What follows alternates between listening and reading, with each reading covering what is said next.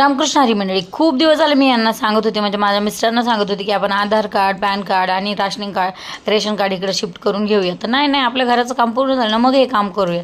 तर ऐकलं नाही. आता ॲडमिशन करायचं आहे शिवमचं, म्हणून आधार कार्ड, पॅन कार्ड सगळं अपडेट पाहिजेच. तर आज करायला आलो तर सगळ्यांचीच ऑलमोस्ट इतकी गर्दी आहे इथं.